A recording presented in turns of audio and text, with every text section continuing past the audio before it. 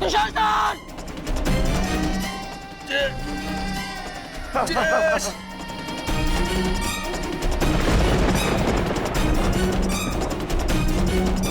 ये सब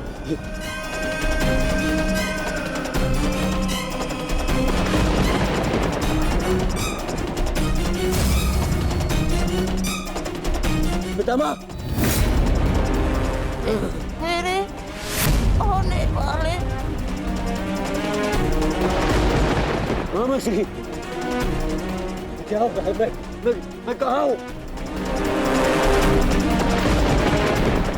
मित्र,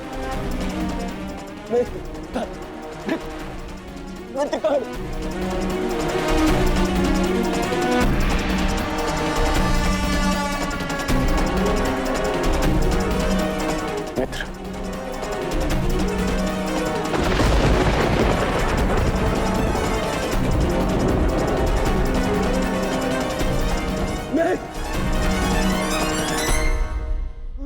का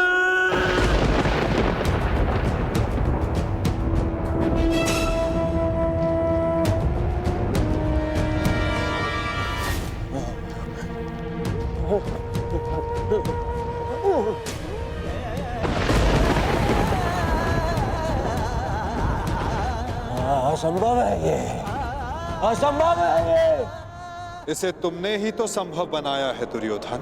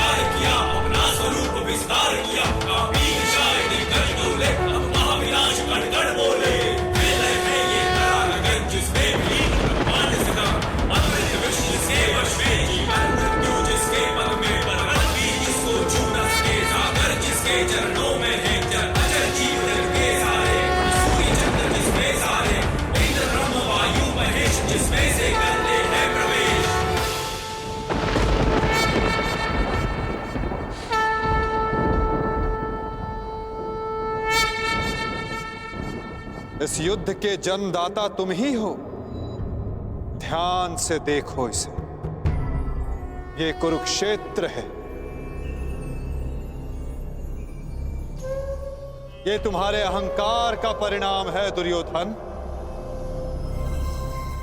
तुम्हारे छल का निष्कर्ष है ये तुम्हारे मद का, तुम्हारे कर्मों का फल है दुर्योधन। ये उस पाप का परिणाम है दुर्योधन जो भरी सभा में याज्ञसेनी के साथ हुआ। ये उस श्राप का परिणाम है जो पांचाली के धधकते हृदय से निकला। देखो मूर्ख,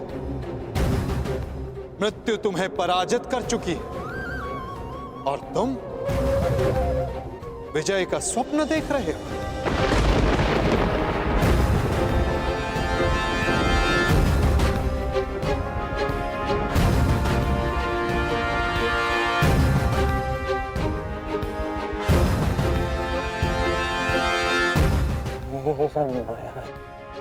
ये सब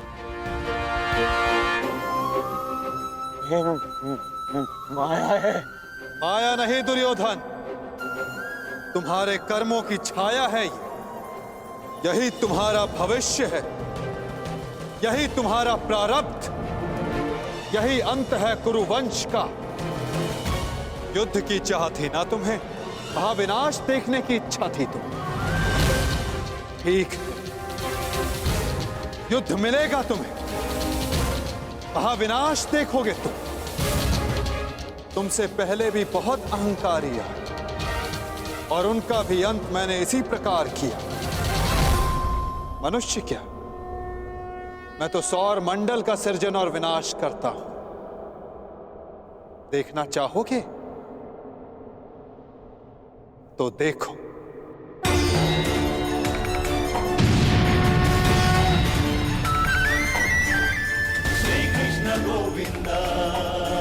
उधर देखो दुर्योधन।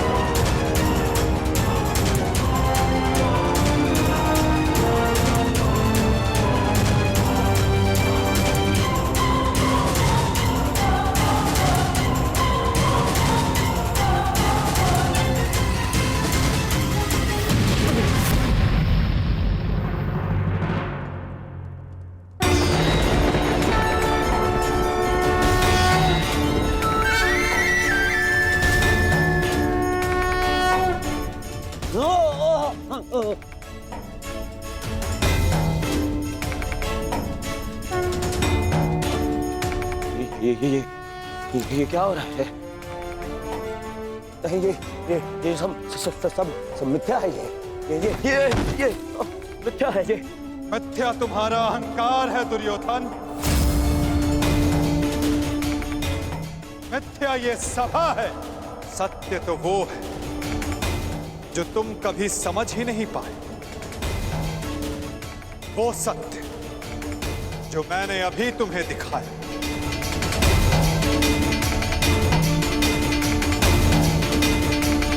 सत्य केवल मैं हूं दुर्योधन, शेष सब मिथ्या। ये सब माया है। तुम साधारण मनुष्य हो और कुछ नहीं हो। आश्चर्य है, परंतु इसमें तुम्हारा क्या दोष? जब मनुष्य में अहंकार, तो वो सत्य केवल आकार से पहचानता है। तो आकार देखो दुर्योधन।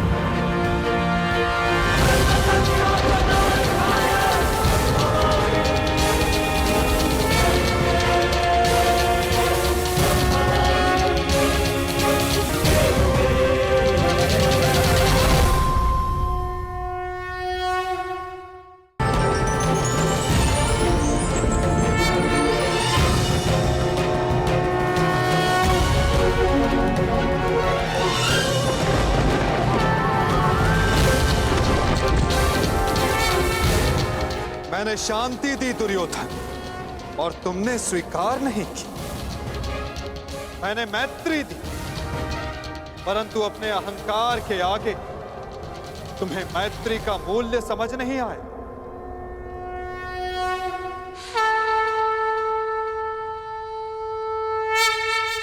मैं प्रेम लाया था, परंतु तुमने युद्ध मांगा दुर्योधन। तो सुनो, अब युद्ध होगा।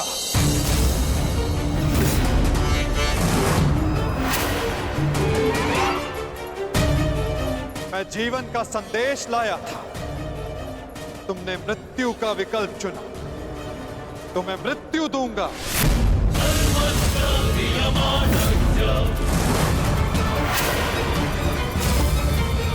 तुम्हें अनुमान नहीं दुर्योधन कि यह युद्ध कितना भयंकर होगा। महासंहार होगा। पापियों के प्रत्येक भागीदार का अंत होगा ये महाभारत।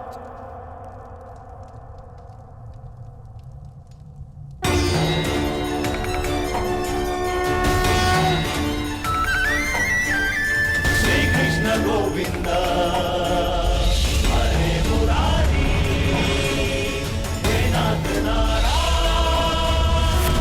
वासुदेवा।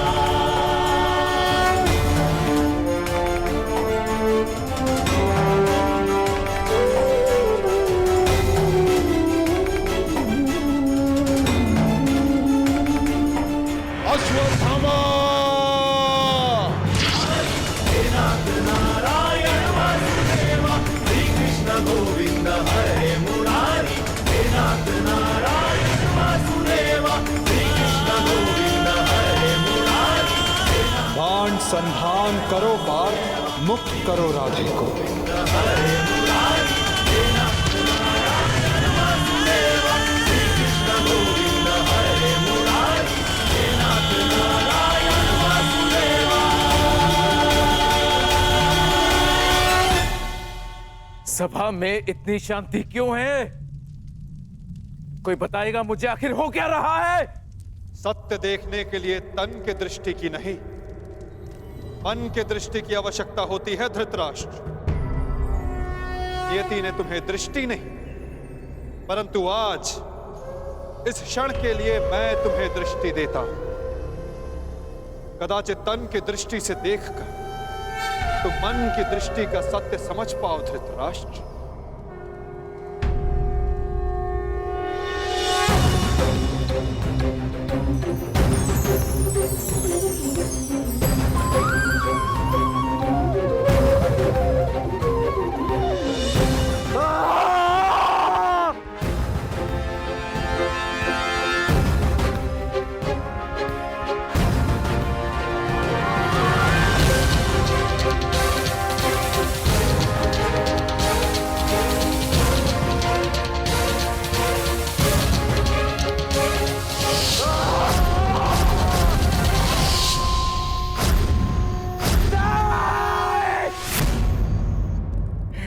चाहिए ये दृष्टि मुझे, वापस ले लो। ये क्या अनर्थ दिखा दिया मुझे। वासुदेव, ले लो, वापस ले लो।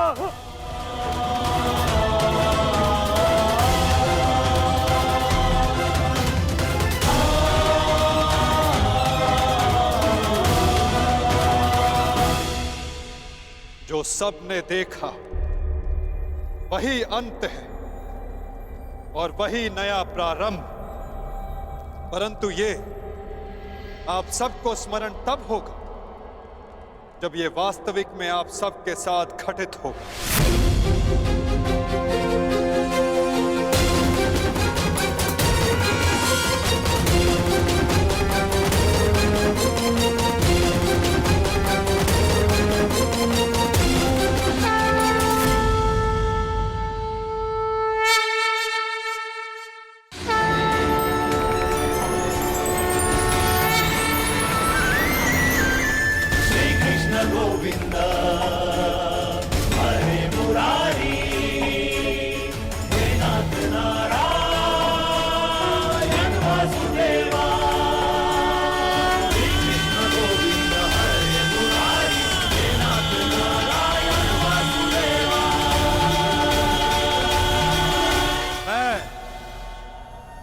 वासुदेव इस महायुद्ध, इस महाभारत की घोषणा करता हूं।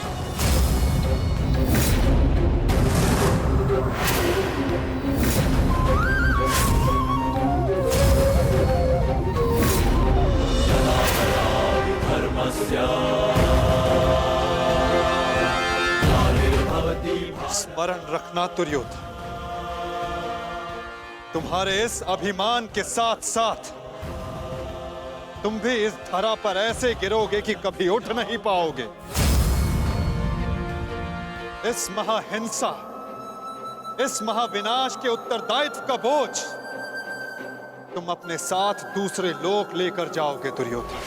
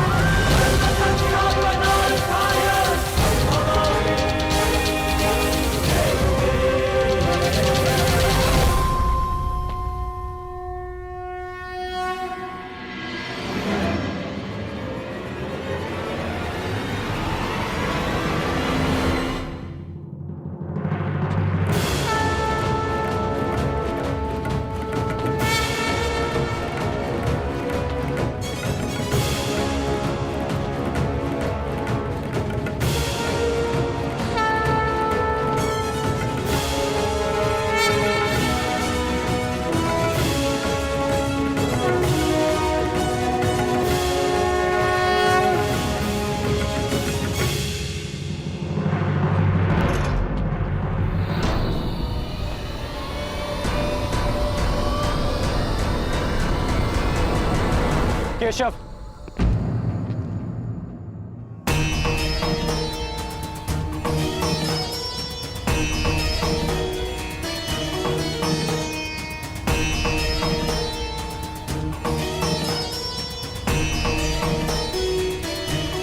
मुझे सदा से भान था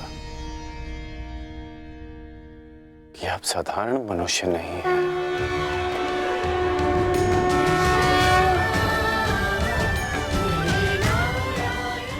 परंतु आज जो मैंने देखा उसके पश्चात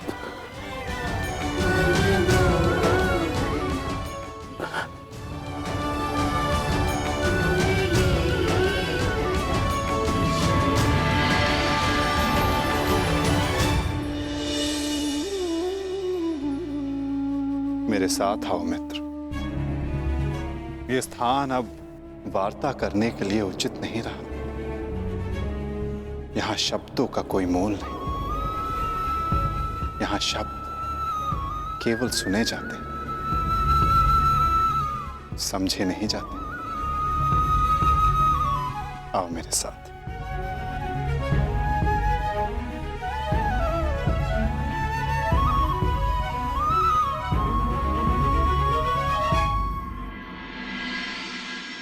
केशव,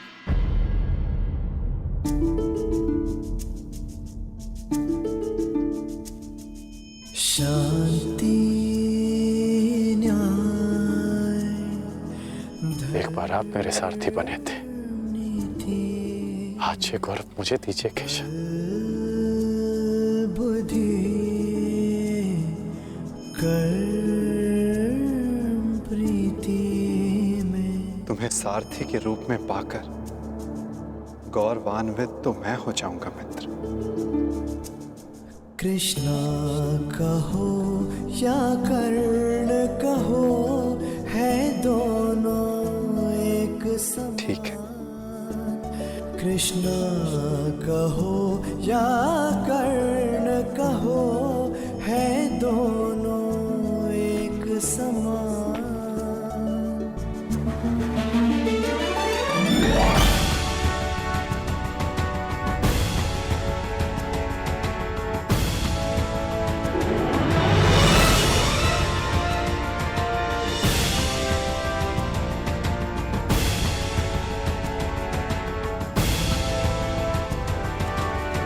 कह दो मित्र, जो कुछ भी तुम्हारे मन में। आप ही पढ़ लीजिए ना केशव कि क्या है मेरे मन में। मैं तुम्हारा मन पढ़ सकता हूँ मित्र, परंतु जैसे कि मैंने पहले भी कहा था, मुझे तुम्हारे मुख से सुनना अच्छा लगता है। अब कह भी दो मित्र, क्या है तुम्हारे मन में? इस समय जो मेरे मन में चल रहा है वो ये है कि आपने मुझे पांडवों के पक्ष में आने का प्रस्ताव दिया था। हाँ, और तुमने उस प्रस्ताव को अस्वीकार कर दिया था। हाँ, परंतु मैंने कभी नहीं सोचा था कि मेरा ये निर्णय मुझे आपके विपक्ष में खड़ा कर देगा केशव। आपको तो युद्ध का परिणाम पता है ना केशव। किसी अनहोनी के होने से पहले उसका ज्ञात हो जाना, क्या वो आपको पीड़ा नहीं देता केशव? मनुष्य संतोष से इसलिए जीता है क्योंकि वो नहीं जानता कि अगले पल क्या होने वाला है। वो नहीं जानता कि वो जीवित रहेगा या वो मर जाएगा। परंतु यदि उसे ज्ञात हो जाए कि अगले पल क्या होगा या वो कब मर जाएगा, तो आपको नहीं लगता कि उसके आने वाले पल भय और चिंता में बीतेंगे?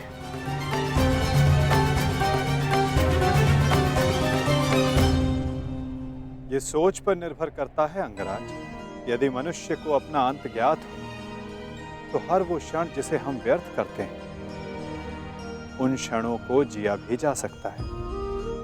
इस नदी को देख रहे हो? इस बहती नदी को पता है कि अंततः इसे सागर में जाकर मिल जाना। अधिक ज्ञान पीड़ादायी नहीं होता मित्र। अधिक ज्ञान उचित निर्णय लेने में सहायता करता है। यदि तुम्हें भी भूत और भविष्य का कुछ अधिक ज्ञान होता तो कदाचित तुम भी अधिक न्यायपूर्वक निर्णय कर पाते। आपका मंतव्य यही है ना कि पांडव उचित हैं और दुर्योधन अनुचित?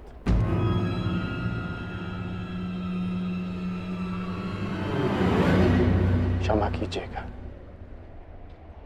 परंतु मैं आपकी इस बात से सहमत नहीं हूं।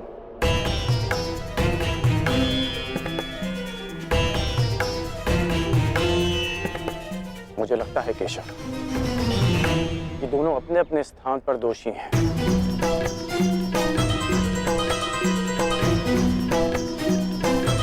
और इसी कारण से दोनों अपनी अपनी दृष्टि में निर्दोष और सही हैं।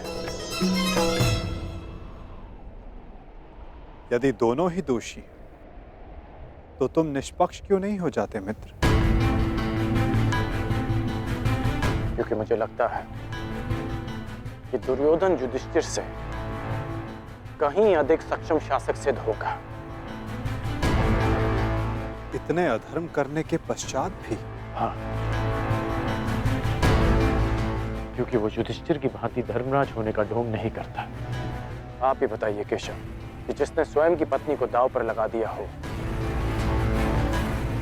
जिसने द्यूत के कुचक्र से निकलकर स्वयं को द्यूत में फिर से फंसा लिया हो, वो कैसा धर्मराज?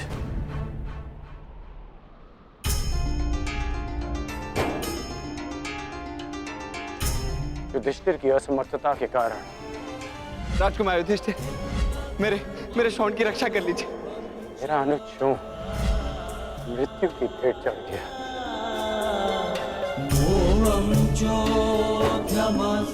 जब मुझे सूत पुत्र कहकर रंगभूमि की स्पर्धा में भाग लेने के लिए अयोग्य घोषित कर दिया गया था, राजकुमार के साथ द्वंद्व की अनुमति एक सूत पुत्र को नहीं दी जा सकती।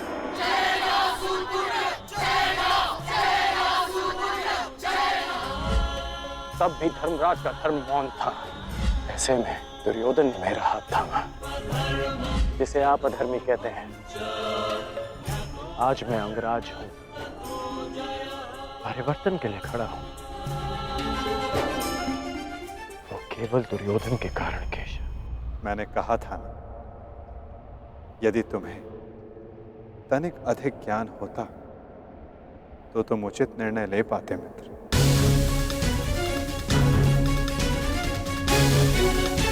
मैं समझा नहीं।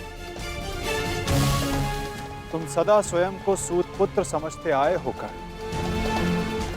और यदि तुम्हारा ये ज्ञान मिथ्या हुआ तो? मिथ्या? हाँ कर, क्योंकि तुम्हें तो पता ही नहीं कि तुम वास्तव में हो कौन। मुझे ज्ञात है कि मैं कौन हूं, और मुझे गर्व है कि मैं अधिरथ पुत्र कर्ण हूं, राधे पुत्र कर्ण हूं, सूत पुत्र कर्ण हूं।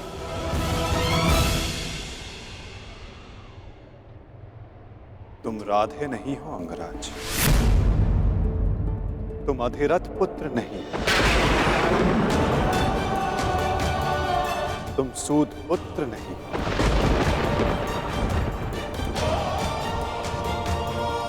तुमने कभी ये नहीं सोचा कर्ण कि एक सूत पुत्र के शरीर में दिव्य स्वर्ण से मड़ित कवच और कुंडल क्यों है?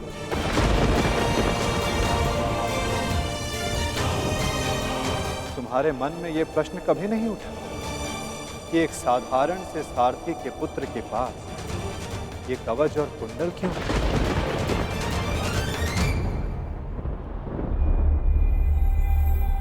क्या तुम ये सोचकर कभी व्याकुल नहीं होते कर्ण कि तुम शेष से इतने भिन्न क्यों हो? तुम सूर्य पुत्र कर्ण, सूर्य पुत्र कर्ण, सूर्य पुत्र कर्ण, सूर्य पुत्र कर्ण।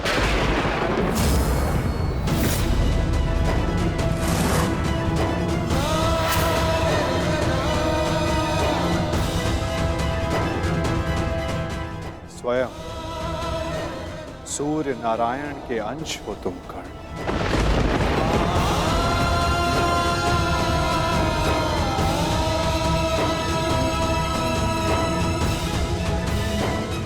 यह सत्य है, मेरे पिता अधिरथ हैं, और मेरी माता राधा। सत्य से भागो मत कर्ण, और सत्य यही है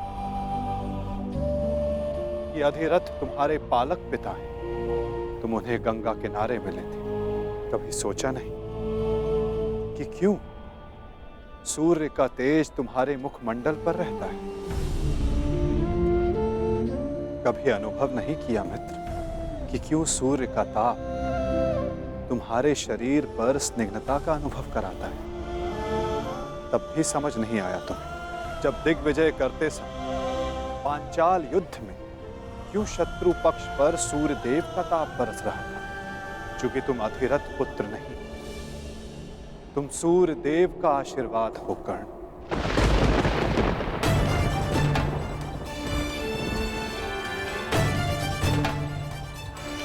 यदि मैं पिताश्री को गंगा किनारे मिला था तो मेरी माता को कर्ण, अपनी माता से बहुत पहले से भेंट करते आ रहे हो तुम कर्ण, चूंकि रक्त सदा रक्त का सम्मान करता है।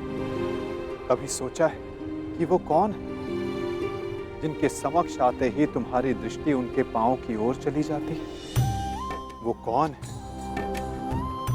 जिनसे हर युद्ध से पूर्व उनका आशीष लेने का तुम्हारा मन करता है? कौन है कर्ण जो सदा तुम्हें अपने पुत्रों के समान प्रेम करती है? वो कौन है जिनकी आंखें तुम्हें देखते ही भर आती हैं? अर्जुन से द्वंद्व होने के पश्चात भी तुमने कभी पांडवों का अहित नहीं चाहा, कभी उनकी रक्षा की, कभी उन्हें चेतावनी दी। क्यों कर्ण? इसलिए नहीं कि तुम न्याय चाहते थे, अपितु इसलिए कि तुम्हारी धमनियों में बहता हुआ रक्त तुम्हें पुकार रहा था। हाँ कर्ण, तुम राधे नहीं कुंती पुत्र हो, पांडवों के ज्येष्ठ। हाँ कर्ण, बुआ कुंती ही तुम्हारी माता है और तुम उनके ज्येष्ठ पुत्र।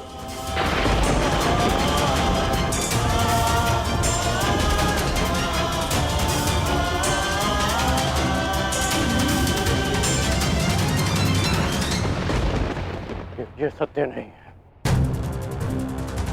कह दीजिए केशव कि ये असत्य है। आप चाहते हैं ना कि मैं पांडवों के पक्ष में हो जाऊं, अपने मित्र का साथ छोड़ दूं,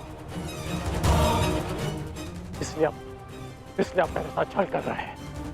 हाँ, आप छल कर रहे हैं मेरे साथ। यदि मेरा कथन तुम्हें छल लगता है मित्र, तो जाओ स्वयं उनसे जाकर पूछो जिनके नाम से तुम संसार को अपना परिचय देते।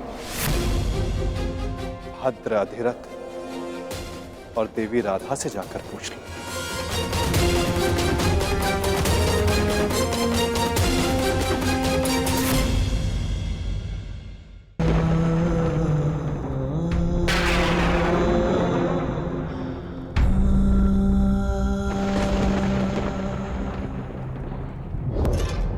आ गए? उचित समय पर पहुंच गए। आओ भीतर आओ।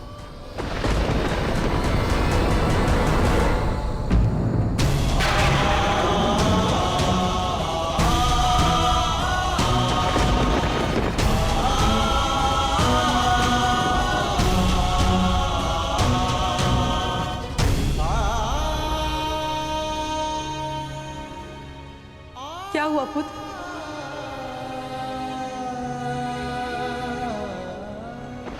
तुम राधे नहीं हो अंगराज, तुम सूर्य पुत्र कर्ण हो।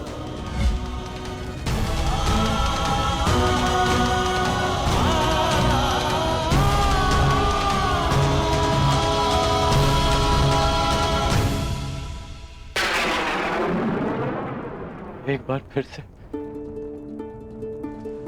पुत्र कहकर पुकारिए ना।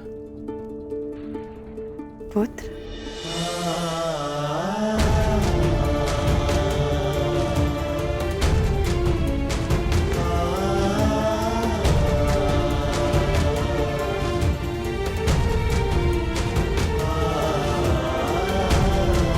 क्या हुआ पुत्र? तुम इतने व्यथित क्यों हो? क्या हुआ? मैं व्यथित था अपने ही माता। मैं समझ गया कि ये वासुदेव का खेल है। वो मेरे साथ खेल खेल रहे हैं माता। खेल? कैसा खेल? क्या विनोद किया केशव ने? बहुत भारी विरोध किया उन्होंने। उनका कहना है कि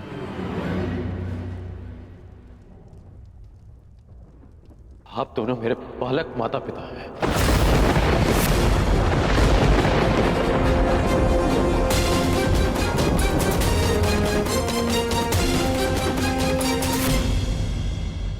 मैं पिताश्री को गंगा तट पर मिला था कि सूर्यदेव मेरे पिता है और माता कुंती मेरी माता।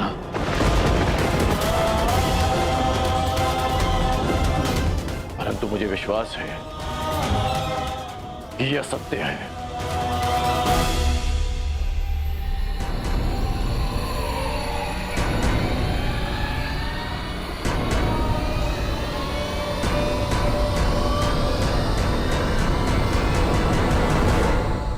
ये असत्य है ना? मैं आप ही का पुत्र हूं।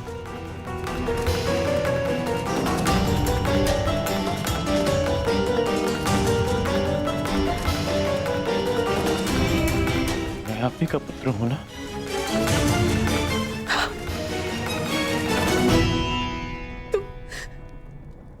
तुम मेरे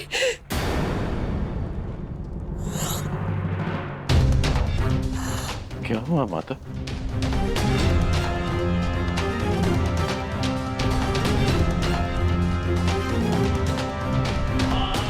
क्या हुआ पिताश्री?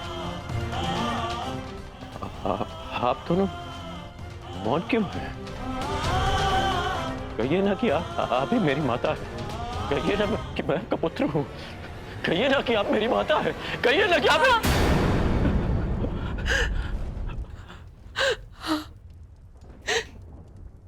मैं तुम्हारी माता हूं।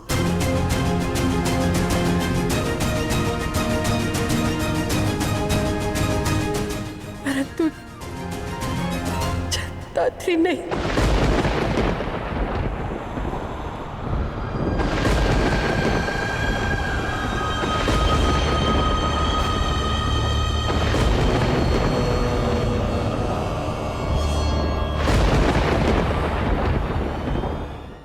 मैंने तुम्हें जन्म नहीं दिया।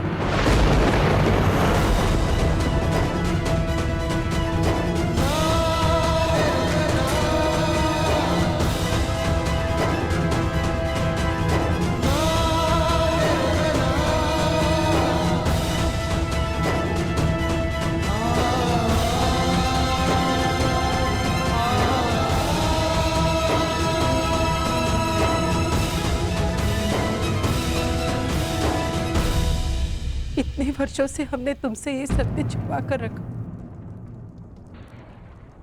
कि देवी कुंती तुम्हारी माता है।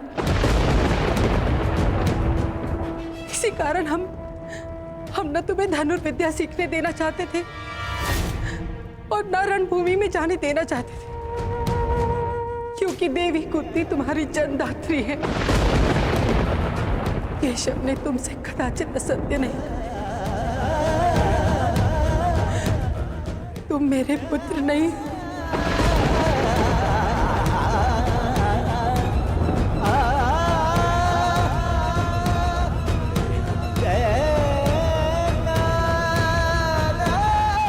मैं तुम्हारी माता नहीं हूं।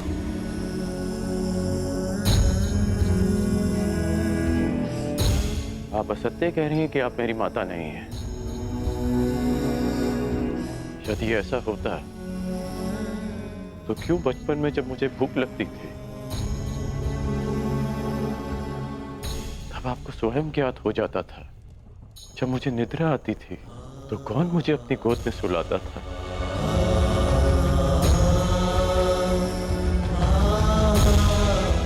आप ही ना। जब मैं शिक्षा पूर्ण कर घर वापस लौटा तो आपको बिना ज्ञात हुए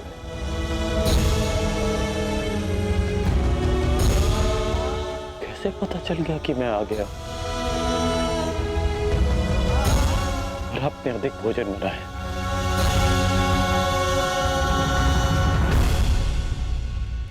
क्यों मेरे राज्याभिषेक पर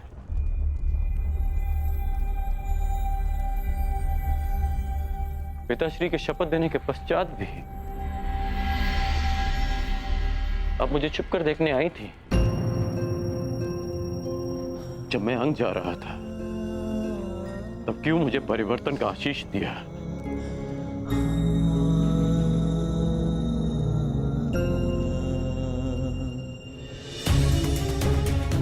क्यों असत्य कह रही है आप मुझसे?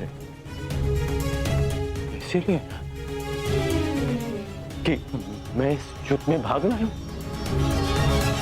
ठीक, मैं इस युद्ध में भाग नहीं लेता। मैं सदा ही आपके चरणों में बैठा रहूंगा। मैं यहां से कहीं नहीं जाऊंगा। बस इतना कह दीजिए कि आप ही मेरी माता। कह दीजिए।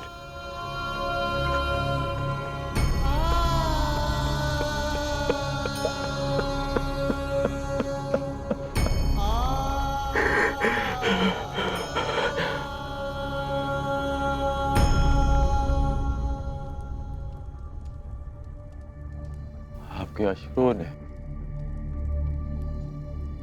और आपकी चुप्पी ने सत्य सामने ला दिया।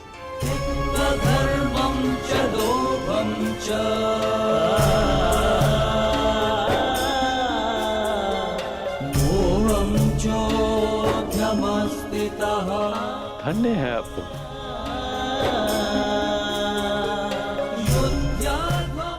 किसी और की संतान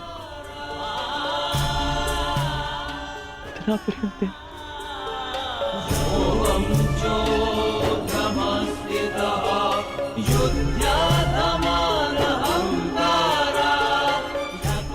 मैं आपका ऋण कभी नहीं उतार पाऊंगा।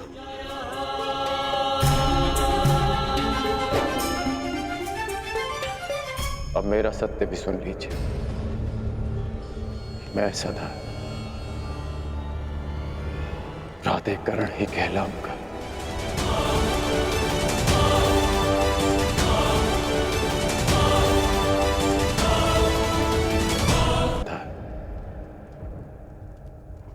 प्राधिकरण ही कहलाऊंगा।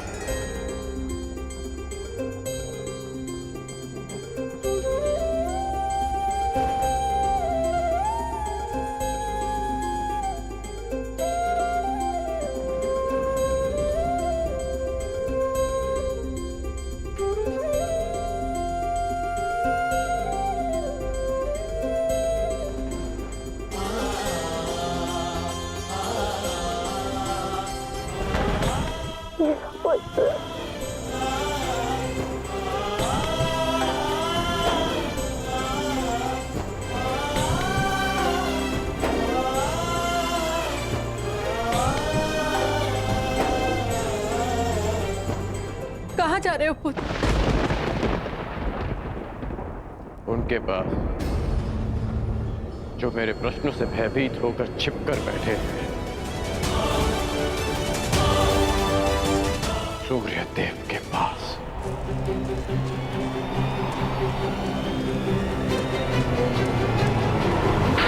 वेगों के आवरण से बाहर निकलिए सूर्यदेव।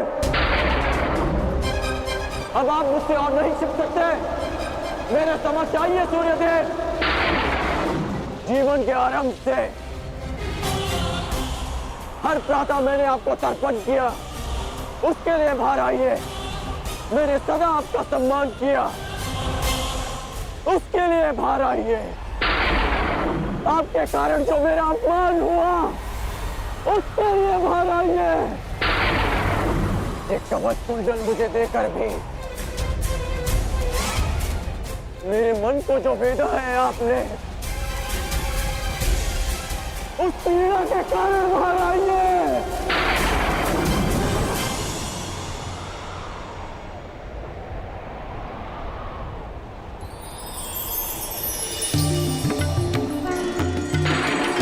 शहरवि संप्राप्तः भास्करो लोकपाल। उत्कर्ण भयगो सूर्यः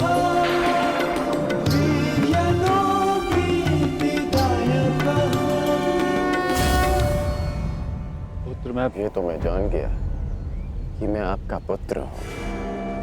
आगे कहिए सूर्यदेव। पुत्र मैं विवश था, तुम्हारे जन्म के लिए भी और तुम्हारी पहचान छिपाने के लिए भी। महर्षि दुर्वासा ने देवी कुंती की सेवा से प्रसन्न होकर उन्हें यह आशीर्वाद दिया कि वो जिस भी देवता का आवाहन करेंगी वो उन्हें पुत्र देंगे। देवी कुंती बालिका थी, उन्हें लगा कि कहीं ये वरदान मिथ्या तो नहीं, और उन्होंने खेल खेल में मुझे ये आह्वान दिया और वरदान से विवश होकर मुझे उन्हें अपना अंश देना पड़ा।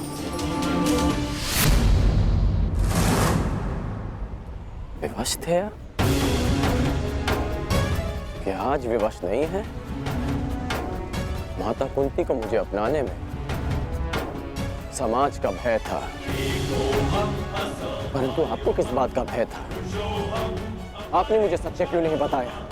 संसार भर को प्रकाश देने वाले ने अपने ही अंश को अंधकार में रखा। क्यों? जब संसार मुझे सूत पुत्र कहकर नीचा दिखाता रहा, तब आपकी दृष्टि क्यों नहीं झुकी? जब सब मुझसे मेरा अधिकार छीनते रहे, तब आपके अहंकार को ठेस क्यों नहीं पहुंची? क्यों तब तक आप मेरी प्रतीक्षा करते रहे, जब तक मुझे स्वयं ज्ञात नहीं हो गया कि मैं आपका पुत्र हूं? क्यों मुझसे सत्य को दूर रखा आपने? क्यों? मैं मानता हूं कि मैंने तुम्हें सत्य से दूर रखा, परंतु मैं सदैव तुम्हारे साथ था। मैं नहीं चाहता था कि समाज को इस बात का ज्ञान हो। मैंने तुम्हें ये कवच और कुंडल इसलिए दिए ताकि तुम अपने हृदय को और भी अधिक बलशाली बना सको। तुम्हें समाज की कठोरता को सहने की शक्ति मिले। मुझे क्षमा कर दो। आपके अश्रु मुझे सांत्वना नहीं दे रहे, अपितु भान करा रहे हैं कि मैं आपके लिए केवल एक फूल के अतिरिक्त और कुछ नहीं था।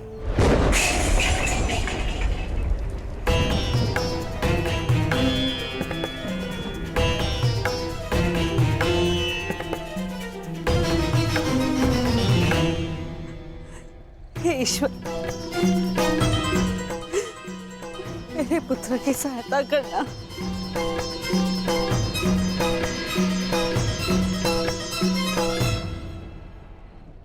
जो स्वयं की सहायता करना जानते हैं, ईश्वर भी उन्हीं की सहायता करते हैं बुआ।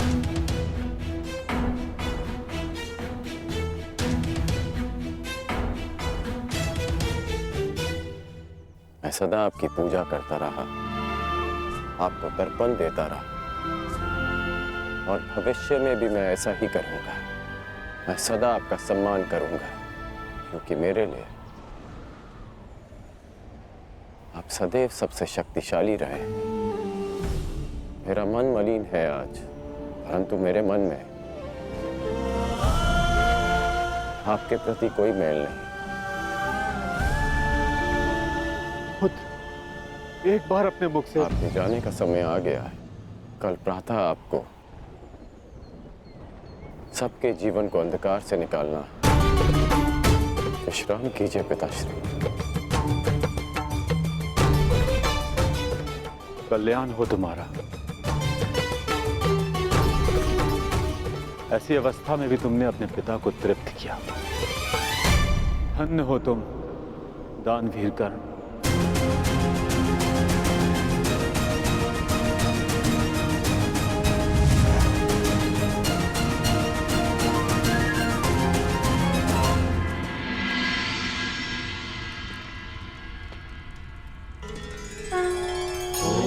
अब आप और कितना व्यथित रहेंगी बुआ? आप अपने कर्मों को संसार से छिपा सकती हैं, परंतु अपने कर्मों के फल को आप स्वयं से और कितना छिपाएंगी? अपने कर्मों का सामना प्रत्येक को एक ना एक दिन करना ही पड़ता है बुआ। परंतु उसका सामना कैसे करूंगी? क्या कहूंगी उसे इसके समक्ष आकर?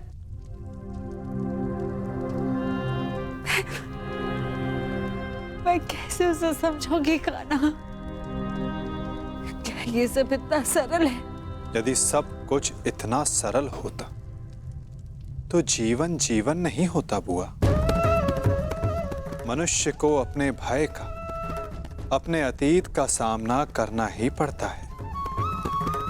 और ये भेंट जितनी शीघ्र हो, मन से बोझ उतनी ही शीघ्र उतर जाएगा बुआ। जाइए बुआ, समय आ गया है सत्य का सामना करने का। समय आ गया है आपको आपके ज्येष्ठ पुत्र से मिलने का।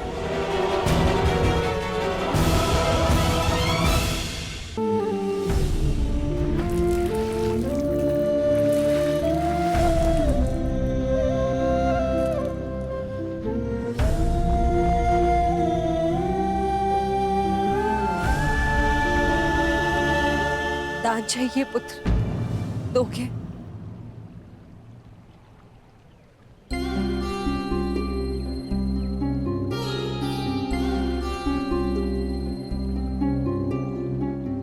सुना है, प्रातःकाल सूर्य को अर्घ देते समय यदि तुमसे कोई कुछ भी मांगे तो तुम कभी मना नहीं करते, उसकी इच्छा पूरी करते हो। इसलिए मैं भी कुछ मांगने तुम्हारे समक्ष आई हूं कि इस दुर्भाग्यशाली माता को क्षमा दान दे पाओगे पुत्र?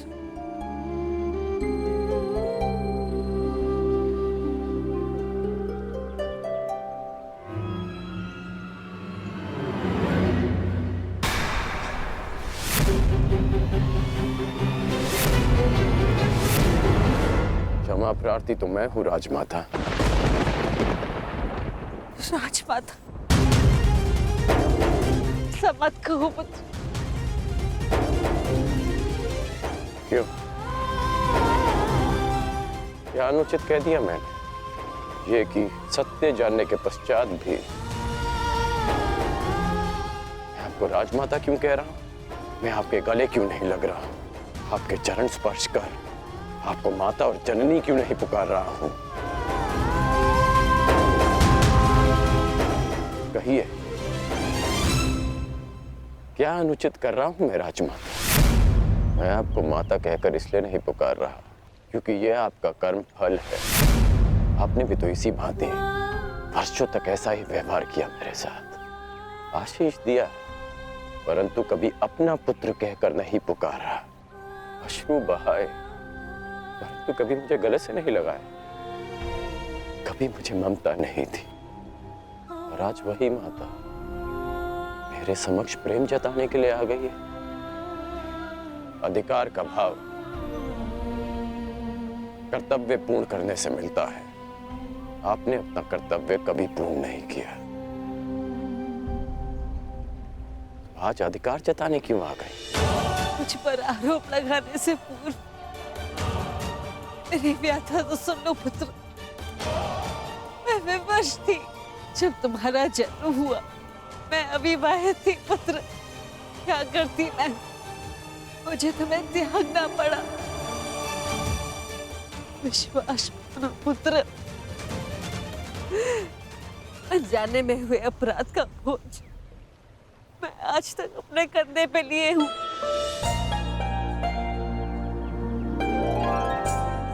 आपने अपनी व्यथा तो कह दी, परंतु मेरा क्या दोष था?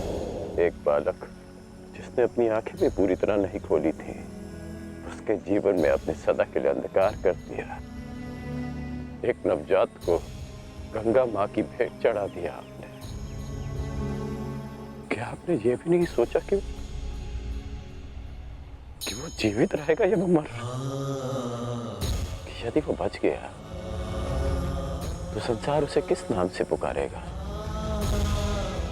समाज उसे कितने ताने देगा कि उसका जीवन जीते जी नरक बन जाए। ये भी नहीं सोचा हमने। गंगा में इसीलिए बहाया ना क्योंकि गंगा मां पाप होती है। मैं आपके लिए पापी था ना, केवल एक पाप, एक अभिशाप जिसे आप गंगा में बहाकर भूल गई। आश्चर्य की बात यह है कि कभी आपने मुझे खोजने का प्रयास नहीं किया, कभी ये जानने का प्रयास नहीं किया कि मैं जीवित हूं या मर गया। आपको पता है कि जब भी मैं आपके समक्ष आता था, आपको प्रणाम करता था, तो एक विचित्र स्नेह, एक अनोखा बंधन अनुभव करता था मैं। क्या आप कभी ऐसा अनुभव नहीं करती थी? तुम मेरे ही पुत्र हो। इसका ज्ञान मुझे रंगभूमि में हुआ, परंतु फिर भी आप मौन थी। ये जानने के पश्चात में आप समझा कि तब आपके समक्ष एक और प्रश्न आकर खड़ा हो गया कि युवराज पद की होड़ में प्रदा कर रहे अपने सारे पुत्रों को कैसे बताएं कि जिसके कुल का वो अपमान कर रहे हैं वो उनका ज्येष्ठ भ्राता है। हस्तिनापुर के समक्ष ये सत्य कैसे बताएं कि मैं आपकी प्रथम संतान हूं। बोलिए राजमाता, ये आज अचानक क्या हो गया? ऐसा मत कहो पुत्र। मैं नहीं चाहती कि मेरे पुत्र एक दूसरे का रक्त बहे।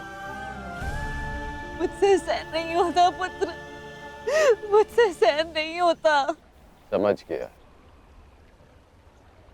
कि आप यहाँ मेरे लिए नहीं, अर्जुन के लिए आई, कि आप मुझसे क्षमादान मांगने नहीं, अर्जुन का जीवन दान मांगने आई।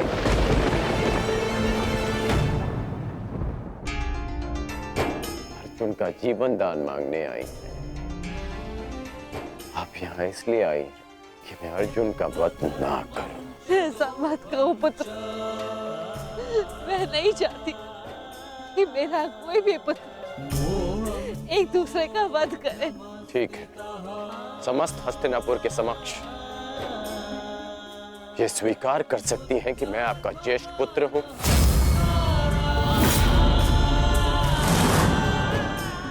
पता था मुझे कि कोई उत्तर नहीं मिलेगा। मेरे जीवन पर अनेक बार संकट आया, तब आपकी ममता नहीं जागी, परंतु आज जब अर्जुन के जीवन पर संकट आया, तब आप अपनी लज्जा, अपना सम्मान सब भूलकर मेरे पास आ गए।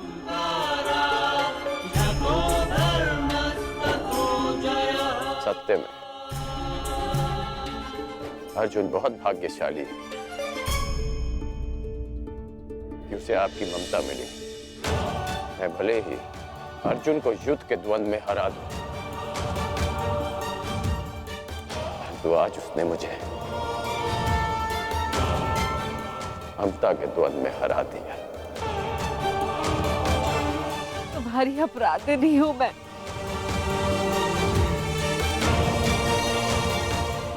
इस अपराध बोध को और मत बढ़ाओ। इस युद्ध में भाग मत लो पुत्र। अपने अनुजों से युद्ध मत लड़ो पुत्र। बस एक बार कह दो कि तुम मेरे पुत्र हो कर्ण। हाँ, मैं आपका पुत्र हूं।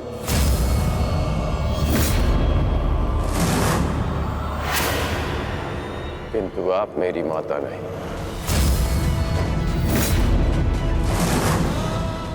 सदा स्मरण रखिएगा राजमाता कि इस सूत पुत्र की माता का नाम राधा है। मैंने अवश्य कौंतेय बनकर जन्म लिया, परंतु संसार मुझे सदा राधे कर्ण के नाम से जानेगा। मैं सूर्य पुत्र कर्ण हूं, किंतु मेरे पिता का नाम अधिरथ है। मुझे स्वयं को सूर्य पुत्र के स्थान पर सूत पुत्र कहने में अधिक गर्व अनुभव होगा। आप माता हैं अर्जुन की, सभी पांडवों की, क्योंकि आपने उन्हें पाला पोसा बड़ा किया, प्रेम दिया, और आश्चर्य की बात तो ये है कि आप आज भी उन्हीं की माता बनकर इस सूत पुत्र राधेकरण के पास आई हैं, ये आश्वासन पाने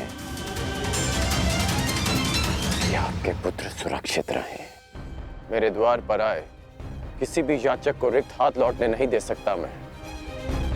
राजमाता, मैं आपको रिक्त हाथ लौटने नहीं दूंगा। मैं वचन देता हूं कि इस महाभारत के पश्चात आपके 5 पुत्र जीवित रहेंगे, केवल 5। यदि अर्जुन ने मेरा वध किया तो भी, और मैंने अर्जुन का वध किया तो भी।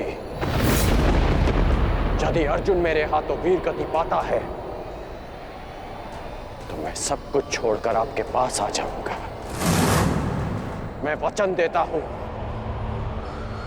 कि अर्जुन के अतिरिक्त आपके किसी पुत्र का वध नहीं करूंगा मैं।